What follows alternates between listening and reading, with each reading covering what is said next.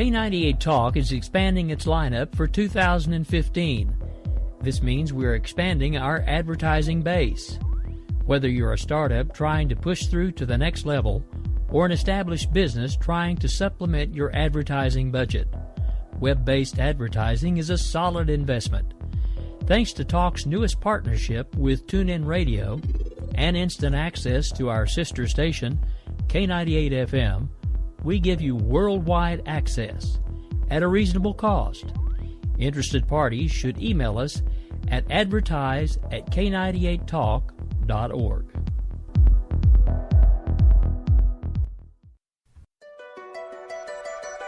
The leader in talk radio on the Internet, right here on K98 Talk and the Spark Radio Network. In these uncertain economic times, you've got to do whatever you can to save money. One of our biggest expenses can be our cars, especially when unexpected repair bills hit. Not anymore. If you own a vehicle with less than 130,000 miles, is less than 12 years old, has a warranty about to expire, or even no warranty at all, you could stop paying for car repairs. Roadside assistance, towing, and rental coverage are all included. Don't wait for the next repair. Make one free call right now to see if you qualify. If your vehicle is less than 12 years old, has less than 130,000 miles, even if it's out of warranty, paying for car repairs can become a thing of the past. Call us right now and get your car protected before your next repair bill hits. Get protection and no more repair bills. Call 800-696-1030. Again, 800-696-1030. That's 800-696-1030. 800-696-1030.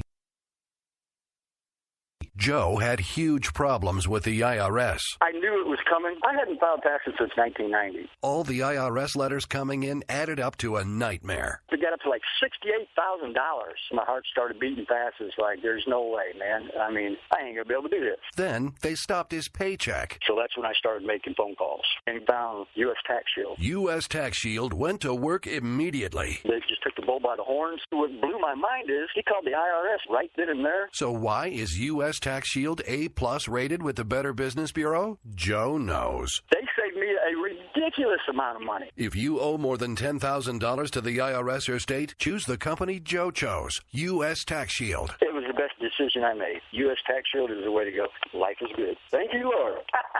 Call 800-471-3287. U.S. Tax Shield. Boo-rah. Yes. 800-471-3287. 800-471-3287. We believe in the American way, and we built this country called the USA, and we fly our flag because we're proud and free, we're Americans. Red, white, and blue is our way of life. We never back down from a challenge or a fight. Nature provides, God gives the rights, we're Americans.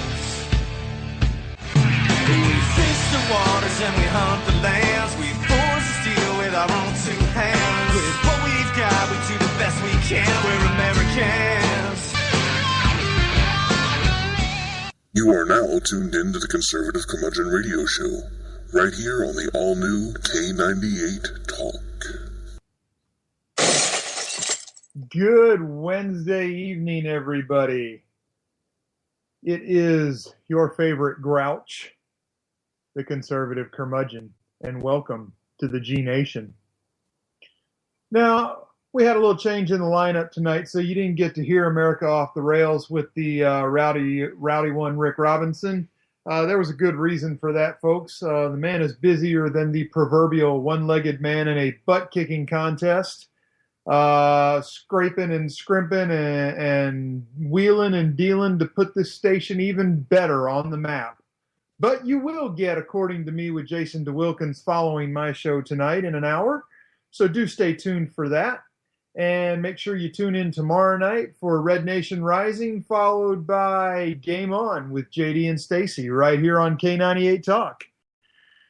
Now, I got to tell you, I have really been disturbed with this whole Greece deal going on, especially in light of what I brought out last week about Puerto Rico about to default on their debt, being that they're an American protectorate Guess who's going to be bailing them out?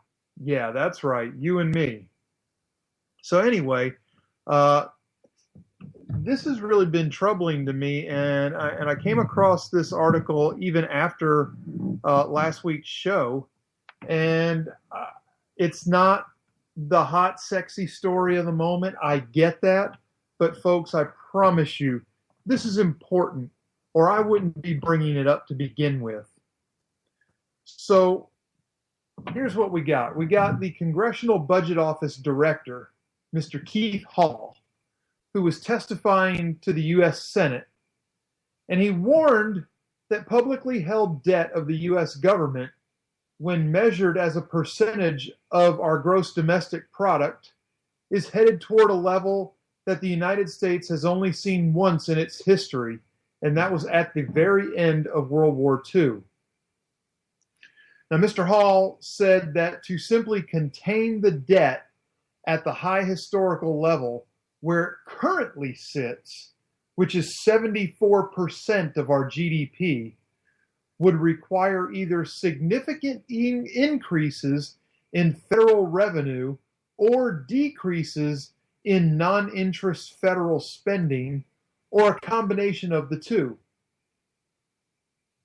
Historically, our governmental debt held by the public, measured as a percentage of GDP, hit its peak in 1945 and 46, when it was 104% and 106% of GDP, respectively. Now, in 2015, the CBO estimates, that's the Congressional Budget Office, for those scoring at home, estimates that the United States government debt held by the public will be 74% of the GDP. That is higher than the 69% of GDP debt the U.S. government had in 1943, the second year after Pearl Harbor. By 2039, the CBO projects the debt held by the public will increase to 101% of our GDP, and by 2040 to 103%. At that point, Hall told the Senate Homeland Security and Governmental Affairs Committee, the debt would still be on an upward path relative to the size of the economy. Folks, does any of this sound familiar? If you've read anything about Greece and them defaulting on their debt and being bailed out and now being bailed out again, this is exactly where we're heading. And for them to sit here and say it's going to happen in 2040, that's scary enough. But the CBO has time and again shown that they always underestimate the amount of time it takes to ramp up our debt. So I'm guessing we can shorten this by about 10 to 15 years. Now, the United States Treasury divides the federal debt into two main parts. There's debt held by the public, and there's intragovernmental debt. Now, the debt held by the public includes Treasury securities such as T-bills, T-notes, and bonds that are owned by individuals, domestic and foreign corporations, private banks, the Federal Reserve Bank, and foreign governments. The Treasury pays interest on this debt to those who own it.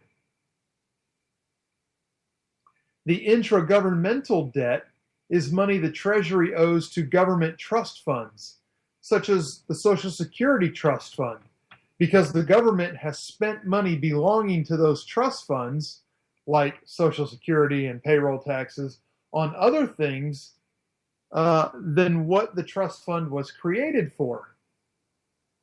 Isn't that special? As of July 9th, according to the Treasury, the debt held by the public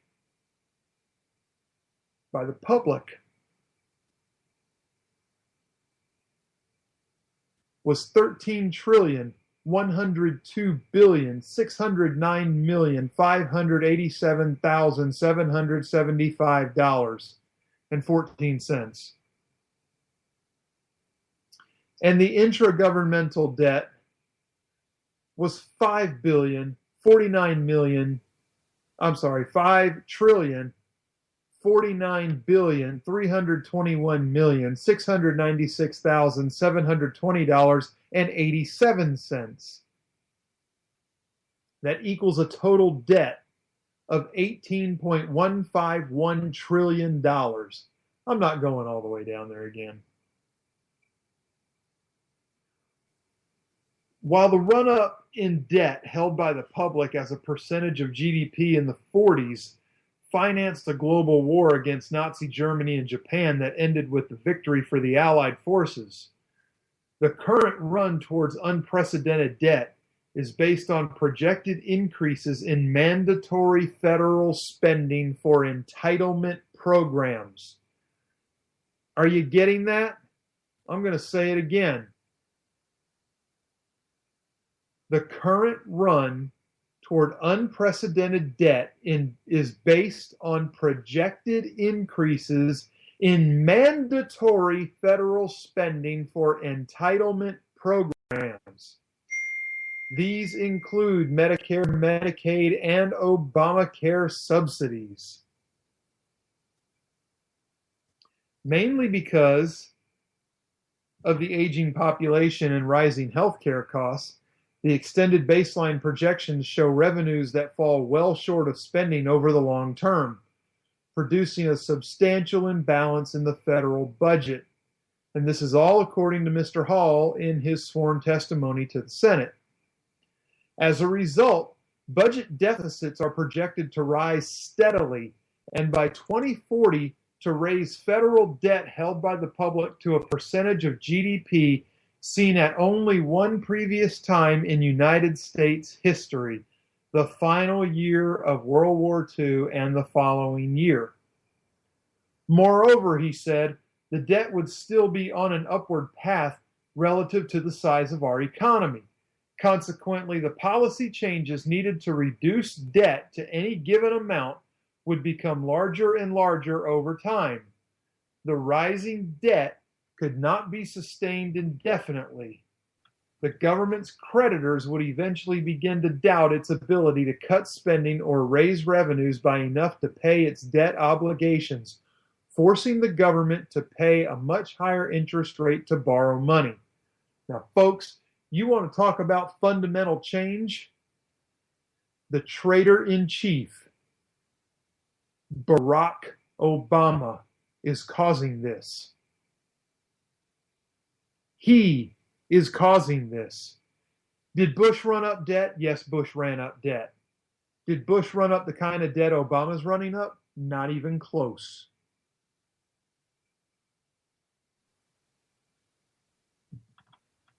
Eventually, the nation will face a crisis. But with wary investors demanding much higher interest rates to buy U.S. government debt. How long the nation could sustain such growth in federal debt is impossible to predict with any confidence, testified Hall. At some point, investors will begin to doubt the government's willingness or ability to meet its debt obligations, requiring it to pay much higher interest costs in order to continue borrowing money. Such a fiscal crisis would present policymakers with extremely difficult choices and would probably have a substantial negative impact on the country. You think? Unfortunately, there is no way to predict confidently whether or when such a fiscal crisis might occur in the United States. Hey, it doesn't take a genius to figure it out. We're closer than most people want to admit or realize. In particular, though, as the debt to GDP ratio rises, there's no definable point indicating that a crisis is likely or imminent. But all else being equal, the larger a government's debt, the greater the risk of a fiscal crisis. Simply keeping the debt in check would require significant changes in federal policy that would hit Americans in the pocketbook.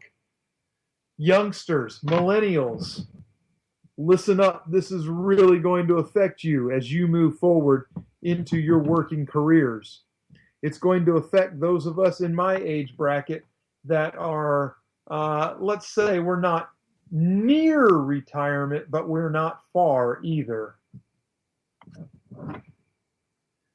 So just holding the federal debt at its current high level of 74% of the GDP in 2040, that's holding it from where it is right now to the same level in 30 years, was it 25 years, would require significant changes in tax and spending policies. The combinations of increases in federal tax revenues and cuts in non-interest federal spending relative to current law of about 1.1% of GDP in each year for 25 years would be needed. You getting that?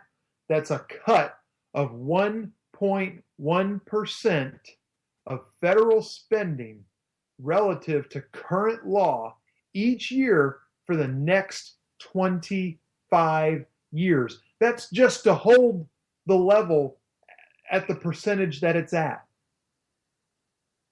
In 2016, this would be a spending and or tax revenue increase totaling about $210 billion.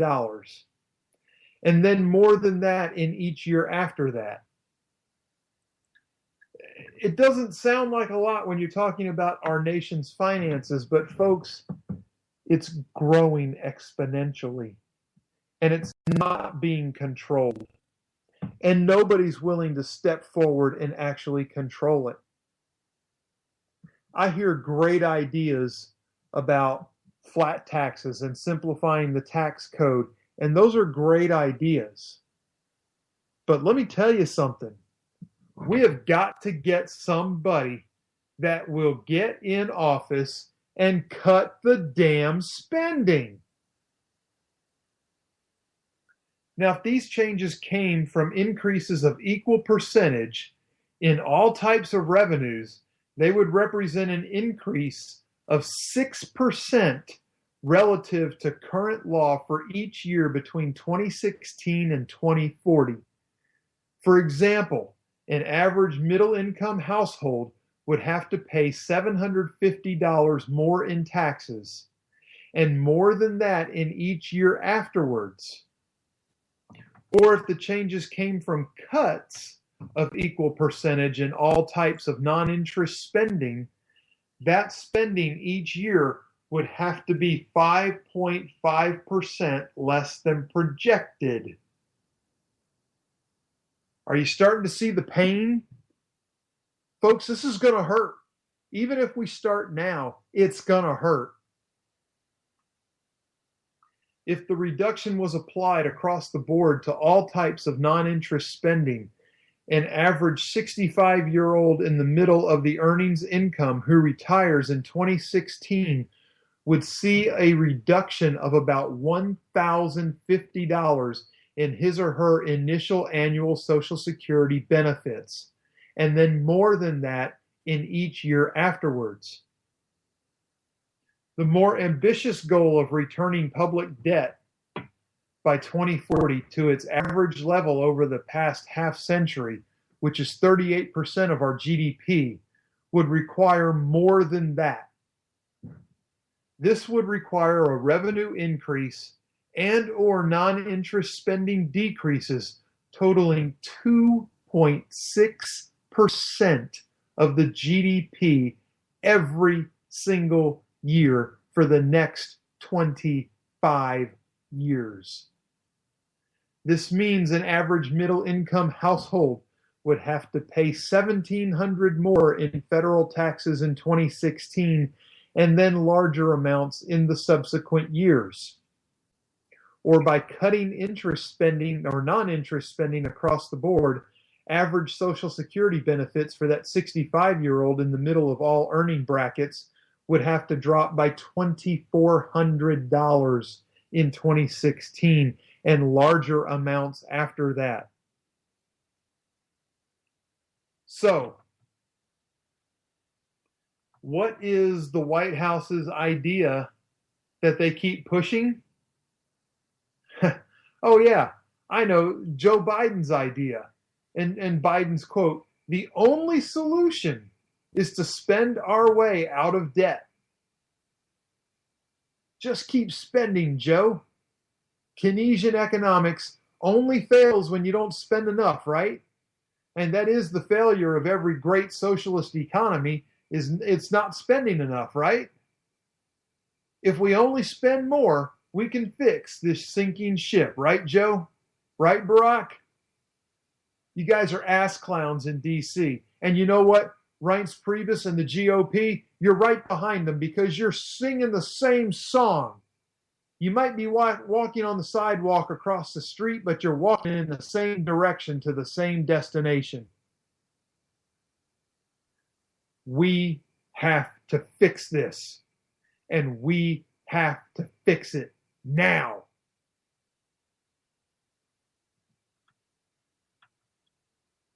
All right, that's enough of the boring economics part.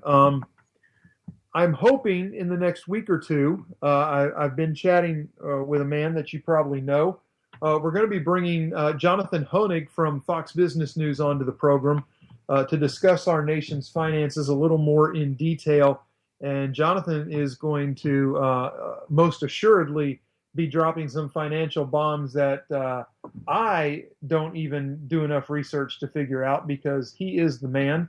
In the interim, if you would like to learn more about Jonathan, I'm sure you're familiar with his appearances on Cashin' In on Fox on Saturdays with Eric Bolling.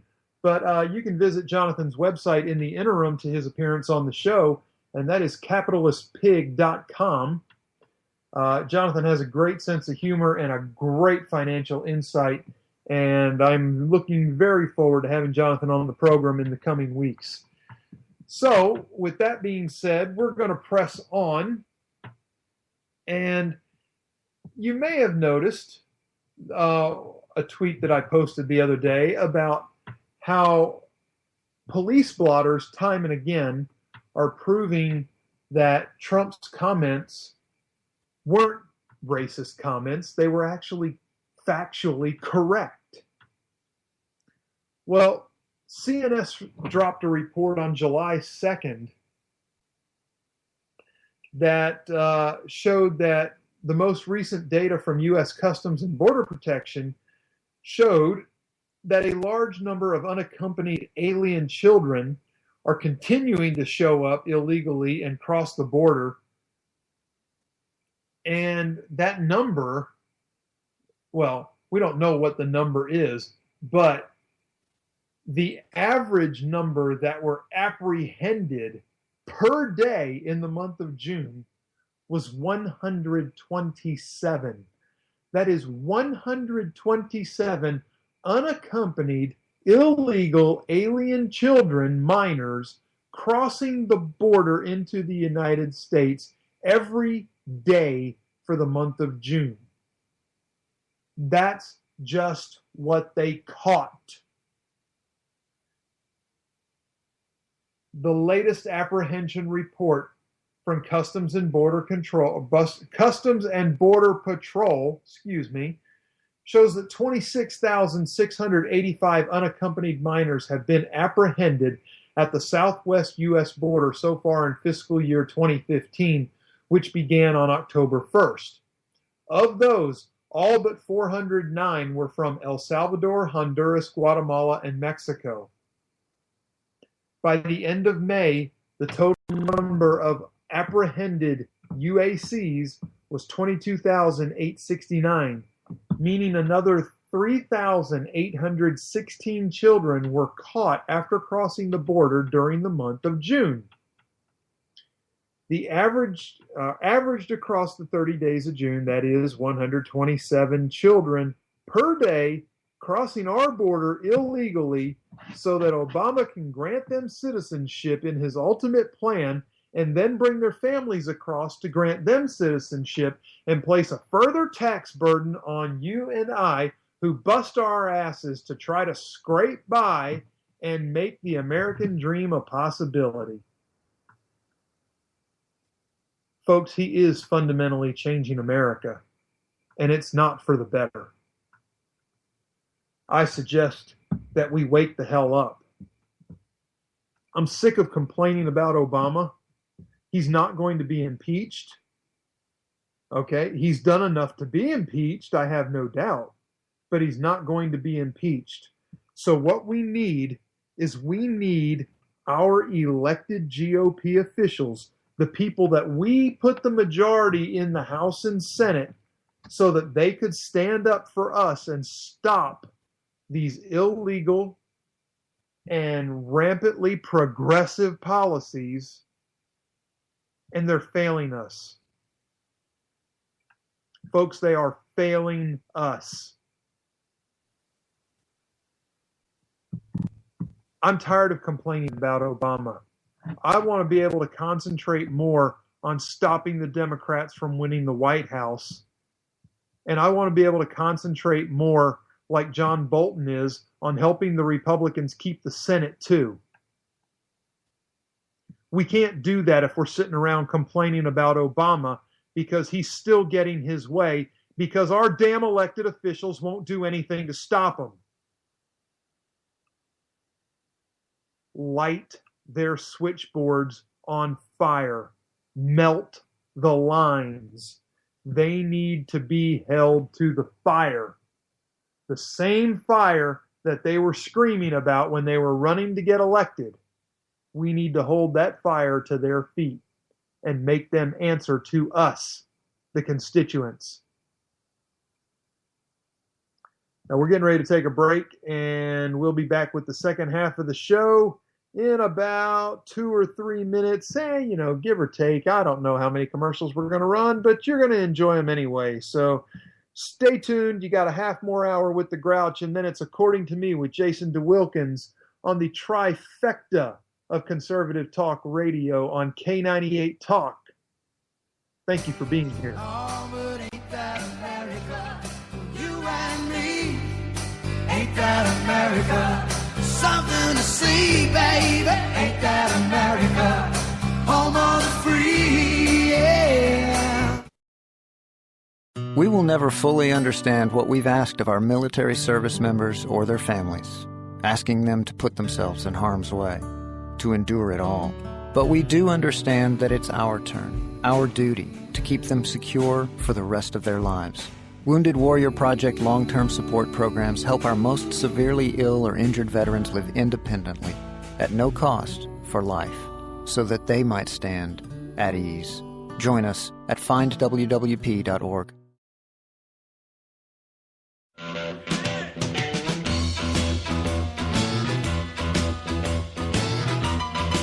Red Nation Rising brings you Town Hall Radio. From a single tweet to 3 million a month, our community is a force to be reckoned with on social media. So don't miss our show, Thursdays, 8 p.m. Eastern on K98 Talk. Our chat room is our co-host, and you ask the question. Join us and be heard. So get ready to sound off on Red Nation Rising Radio. No one else is going to do it for you. There's a wild, wild whisper blowing in the wind, calling out my name like a long lost friend.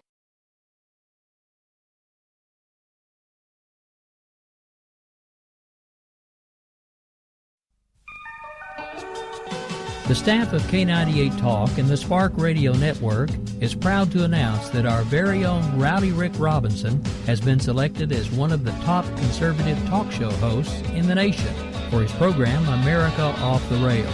Again, congratulations to Rowdy Rick Robinson for a job well done and another reason to stay connected to K98 Talk and the Spark Radio Network.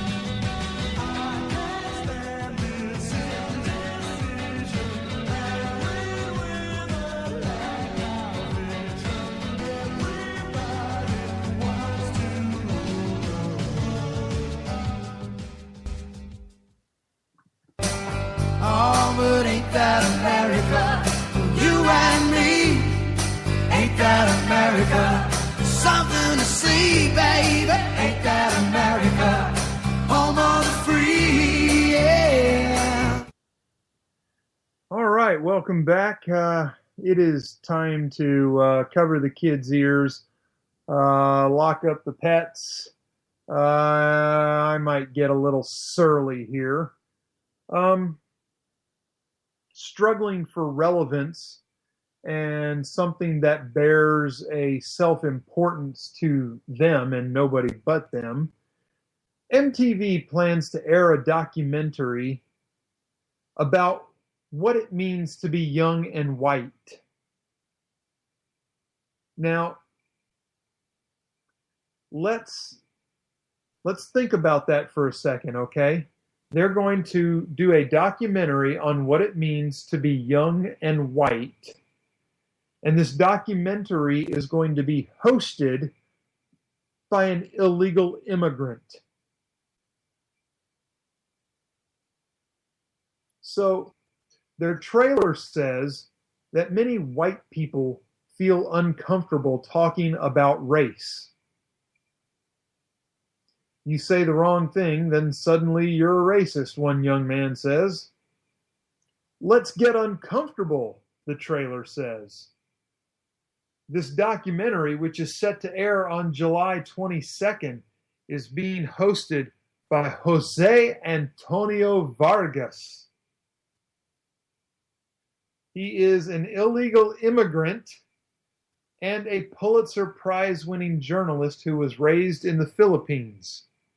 Now, Mr. Vargas and I have had a not-so-friendly exchange on Twitter before, where he touted his Pulitzer as his qualification for deserving to be an American. To which I say, bullshit. The only people that deserve to be Americans are naturally born Americans and immigrants who legally, not illegally, but legally process through the immigration and customs process and earn their citizenship the legal way as prescribed by United States law. Now, Jose, you can piss off back to the Philippines.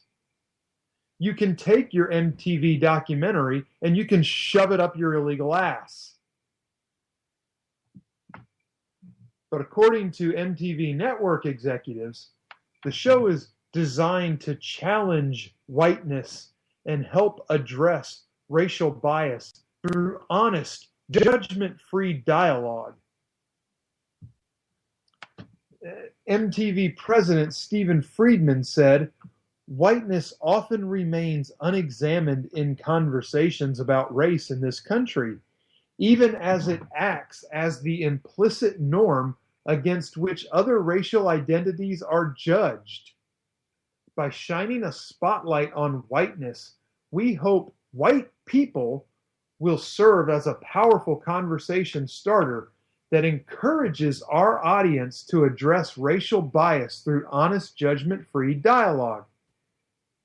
If I bring up any sort of race issue with my parents, they immediately think I'm demonizing them," one young woman says in a trailer. "How might your life be different if you weren't white?" asked the host. Well, let me tell you something, Jose. Let me tell you something. The trailer goes on to say, in a documentary that will change the way you think about white history, white frustration, and white privilege. Some who have viewed the trailer on YouTube say it's a way of shaming white people. But Vargas says that's just not the case. According to Vargas, white people is not publicly shaming whites. That's not the goal. The goal is to spark constructive conversations. And he even tweeted, and I screen captured his tweet, and he says exactly that. This is something that was drummed up in the boardroom that he and their spokespeople are just rapidly pushing out to the press. And I'll say it again. White people is not publicly shaming whites. That's not the goal. The goal is to spark constructive conversations. Jose Antonio Vargas. You wouldn't realize a constructive conversation about race if it bit your ass. Now, I am going to reach out to Jose Antonio Vargas and invite him onto the show. I don't expect that he will accept. We are not necessarily on friendly terms, so I'm willing to give him a fair shake and explain his position after I get a chance to view this quote-unquote documentary that I'm sure was just chock full of hand-selected apologists to participate. MTV has reached a new low. A new low. They have stooped to Obama's level and are race baiting. Disgusting. But we'll see what happens. Now, on to something that's been irking me for a week or two. The president's radio address was a continuation of a recent Supreme Court decision about housing. Obama said in his radio address, if you want a bus stop added near your home or more affordable housing nearby, now you'll have the data you need to make your case. He was talking about the way his administration is interpreting the Fair Housing Act, an interpretation approved last month, like every other damn thing, by the United States Supreme Court. The law explicitly bars intentional discrimination. And the Obama administration says the law also requires housing and urban development to actively promote quote-unquote fair housing, even where there is no intentional discrimination. Disparate impact must, I repeat, must be taken into account. The Department of Housing and Urban Development on July 8th issued a final rule intended to move poor people, quote unquote, into communities that are rich with opportunity, according to Secretary Julian Castro. Now, for those of you that aren't familiar with what that means, let's dig a little deeper, okay? Because this issue is going to piss off some folks. To help local governments identify patterns of racial and ethnic discrimination, Housing and Urban Development will issue maps, charts, and other data graphs showing racially or ethnically concentrated areas of poverty, the location of subsidized housing, and where wealthier people have access to opportunity based on key community assets, such as good schools and job opportunities. If communities want to continue receiving federal housing funds, they must spend the money in ways that move inner city minorities into subsidized housing in wealthier, whiter suburbs. Okay, are you getting this? So, did you recently drop $400,000 for your house in a sprawling new subdivision?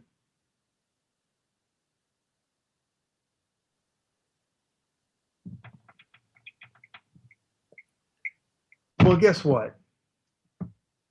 Now, Housing and Urban Development is going to start spending money to build housing next to you so that people that haven't earned the money to purchase housing along your lines gets housing along your lines.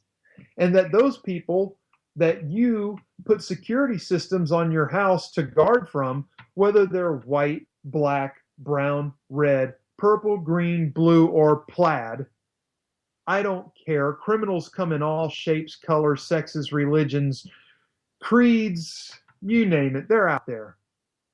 Okay? But the people that you lock your house up to protect it from, they want to move in next door to you.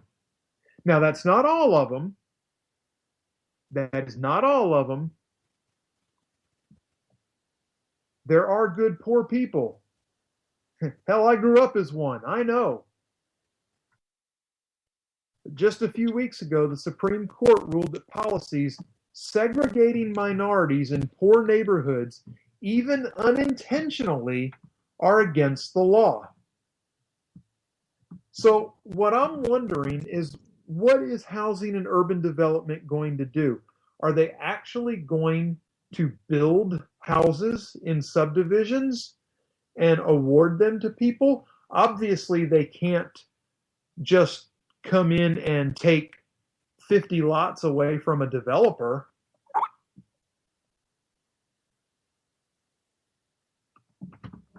So, again, what the hell are they going to do? Are they going to eminent domain subdivisions at different socioeconomic levels and evict people from their homes so that they can move poorer people into the neighborhood? What that achieves is creating more inner city slums in the suburbs. You know, show me somebody that lives in a slum through whatever difficulties they have, managed to keep their home clean, serviceable, their lawn kept, you know, basic pride in your home. Show me those people. Those are the people who I wouldn't mind moving in next to me. Show me the people like the ones I saw a few weeks ago that had their windows open in their house and their dogs and children were playing chase, running from one end of the house, jumping out of a window, running across the front yard and jumping in another window, making a giant circle. While there were 6 broken down lawnmowers, about 70 pounds of scattered trash, 3 cars sitting on blocks, 2 with no wheels, and oil stains from these leaky cars all over the grass and dirt in their yard. Those are not the people I want living next to me in my subdivision. I don't care what color they are. And if that's my quote-unquote whiteness coming out, then the brown and red in me is going to have to just rear its ugly head and deal with it. The president noted, though, that children living just a few blocks apart may lead incredibly different lives. Hey, guess what, Mr. President? Children living next door to each other oftentimes lead incredibly different lives. It comes from having parents that give a damn about them. But blocks apart, they may go to different schools. Yes, that's true. They may play in different parks. Yes, that is also true. They may shop at different stores and walk down different streets. You think they might walk down different streets, Mr. President? Those are your words. Do you think people that live a few blocks away from each other might walk down different streets? What an ass. And often the quality of those schools and the safety of those parks and streets are far from equal, he says. Why is that? Why is that? I'll tell you why that is. That's the culture that exists on those streets. It has nothing to do with anybody's skin color. Mr. Obama says that runs against the values we hold dear as Americans. No, it doesn't. It doesn't run against our values. President Obama could have used his own daughters as examples. They do attend an elite private school in Washington, in a city where many poor blacks struggle in failing public schools. Why didn't he do that? In this country of all countries, a person's zip code shouldn't decide their destiny, said Obama in his radio address. We don't guarantee equal outcomes, but we do strive to guarantee an equal shot at opportunity in every neighborhood for every American. And you know what, Mr. President? Your words are true, but that's not what you're practicing. Every person in every neighborhood has the same opportunity. They have the opportunity to go to a public school and to get educated and to use that education to develop a career, whether they go to college after that education or whether they go to the workforce directly from that education. That is their choice. That is their right. Engineering society does not work.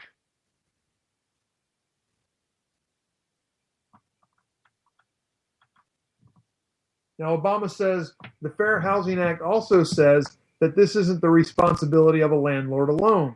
Local governments have a role to play too. That's why this week his administration announced that they will make it easier for communities to implement this law. He goes on to say, we're using data on housing and neighborhood conditions to help cities identify the areas that need the most help. They need help. Yeah, okay. They need help because they're too upper middle class.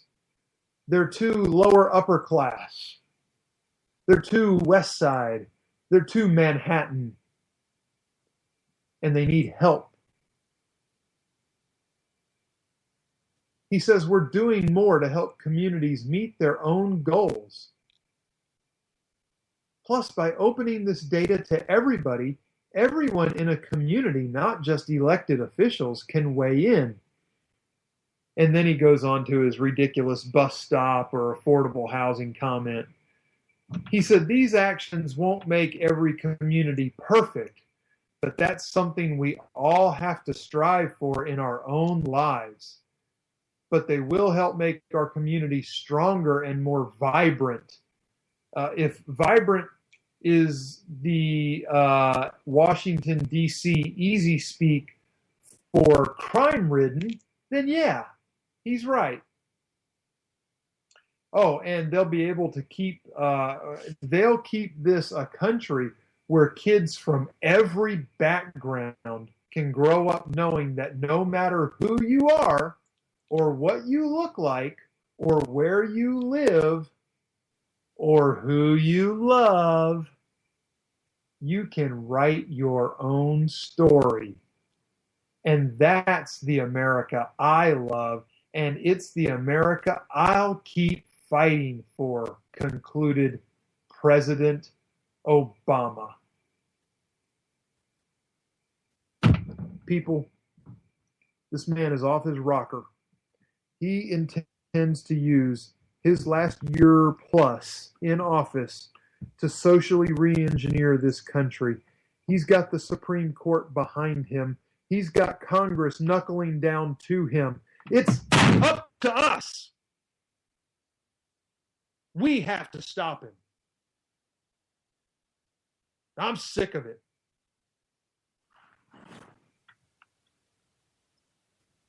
So in this new role as the central planner, we'll call it, HUD's going to review these locally determined priorities and goals, using federal funding as the means to achieve its will.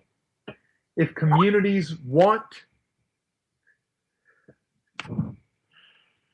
sorry, Mr. Producer. Mr. Producer said I heard the earlobe smacking that. No, I didn't break anything, luckily.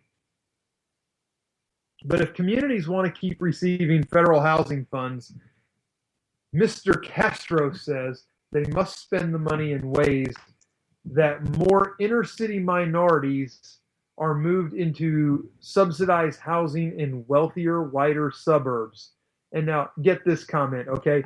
One of the biggest bold-faced, self-admitted communists in this country are the Castro brothers. And I'm not talking about Fidel and Raul. I'm talking about Julian and his brother. Julian says, as a former mayor, I know firsthand that strong communities are vital to the well-being and prosperity of families. That means, if they put enough criminal element into your upper crust neighborhood, that they'll be able to steal enough that everybody can be prosperous. These were Castro's comments in the final rule that was announced on Wednesday. Now, folks, we're getting short on time here. I can't stress enough the need for you to do your research.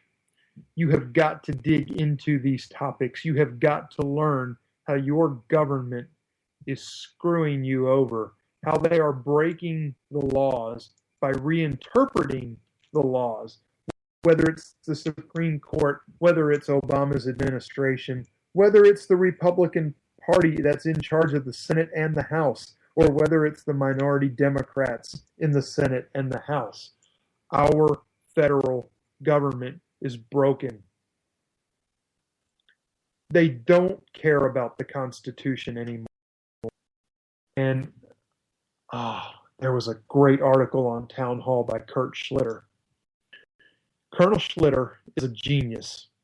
And he was talking about how the Republicans need to just throw their hands in the air, abandon the old rules and their quote-unquote higher moral ground, and start playing by the rules that the progressives and the communists and the liberals and the Democrats have set forth as the new rules. Let's play by their rules and see how they like it.